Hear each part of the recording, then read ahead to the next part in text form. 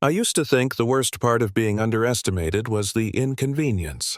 The little delays, the sideways looks, the way people talk slower, like you might not understand. Turns out, the worst part is realizing how comfortable some people are being cruel when they think it costs them nothing. This happened on a random Tuesday in an airport most people forget the moment they leave, and it started with one man deciding in about half a second that I didn't belong. I was running on fumes.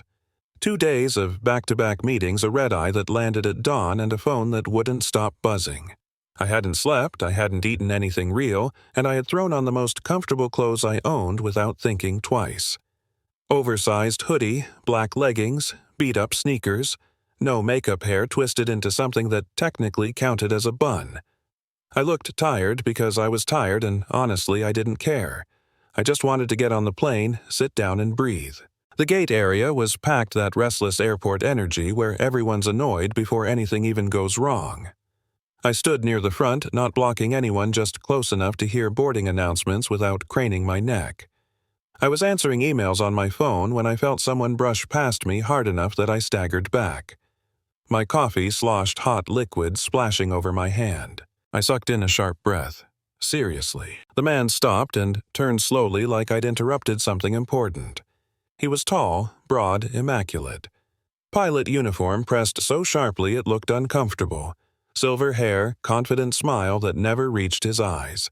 He didn't look at my face. He looked at my clothes. "Economy's back there," he said, pointing behind me with a lazy finger. "You're in the wrong place." I blinked, trying to process the audacity through the fog of exhaustion. "I'm fine where I am." That was enough to set him off.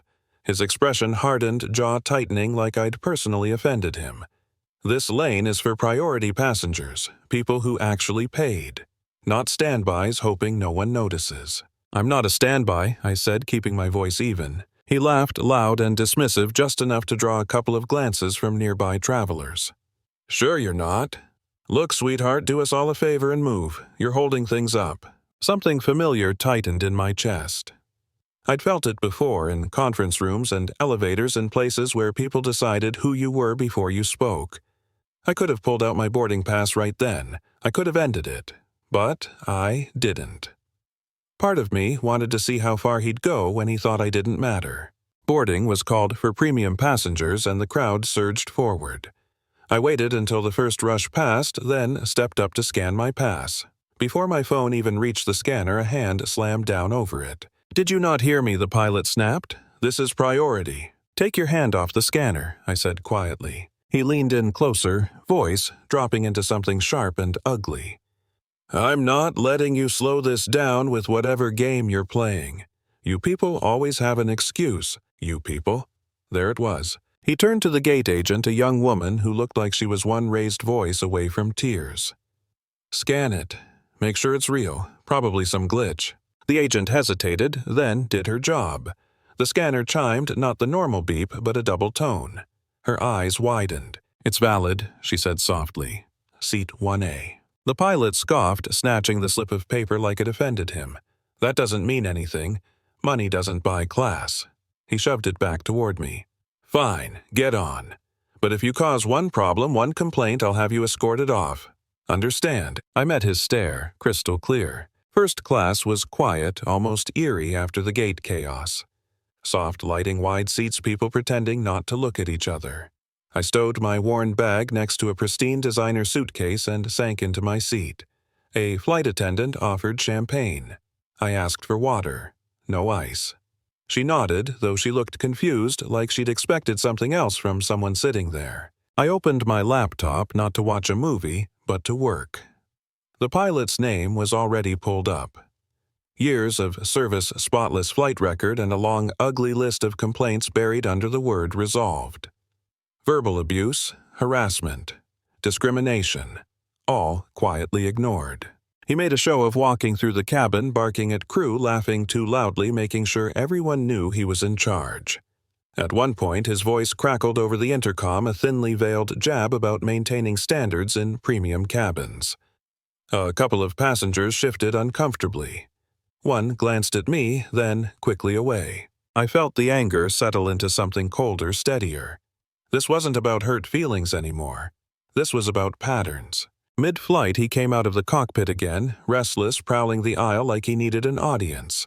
He stopped beside my seat, looming his presence heavy and deliberate. "Enjoying the upgrade?" he asked, smirk sharp. "I'm comfortable," I replied. He leaned closer, lowering his voice.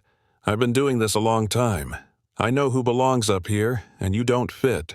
I closed my laptop slowly. The click sounded louder than it should have. "You should return to the cockpit," I said. "You have a job to do." His face flushed anger, flashing hot and immediate. He muttered something under his breath and stormed away, but not before throwing one last look over his shoulder like he'd promised himself this wasn't over. It wasn't. As we began our descent, the ride got rough. No reassurance from the cockpit, just turbulence and silence. When we landed, he came on the intercom again, smug, this time announcing a security issue and instructing everyone to remain seated.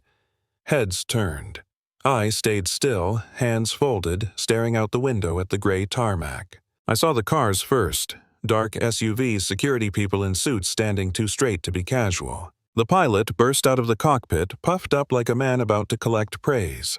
He marched to the door and opened it, already talking. "Passenger in 1A, he said loudly. "Uncooperative, needs to be removed." The man waiting outside didn't shake his hand.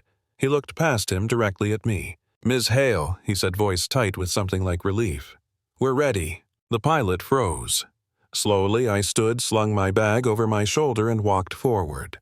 The look on his face shifted from confusion to horror in real time, like watching someone finally understand the punchline to a joke they didn't know they were part of. "I didn't catch your name earlier," I said calmly, "but I know yours." He stammered, trying to find footing that wasn't there anymore. Papers were handed over. Termination. Immediate, for cause. His mouth opened and closed, soundless. I didn't raise my voice. I didn't need to. "You thought power was about stripes and volume. You forgot it's also about accountability." Security stepped in, guiding him away as he protested, as he begged, as the reality sank in that no one was coming to save him.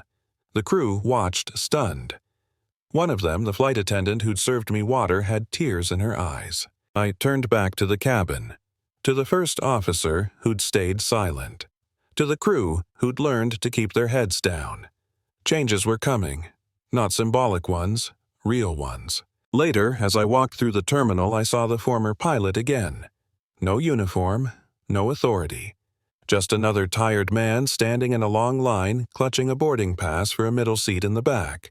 He didn't look at me. He didn't have to. Here's the thing. This story isn't about revenge. It's about exposure. About what happens when someone treats kindness like a weakness and status like a shield. It's easy to be polite to people you think matter. The real test is how you treat the ones you think don't. So, I want to know what you think. Was it justice, or was it too far? Should people like that get a second chance, or does power demand higher standards? Drop your thoughts in the comments. Tell me what you've seen, what you've lived through, and whether you think moments like this actually change anything. Or just remind us who's been getting away with it for far too long.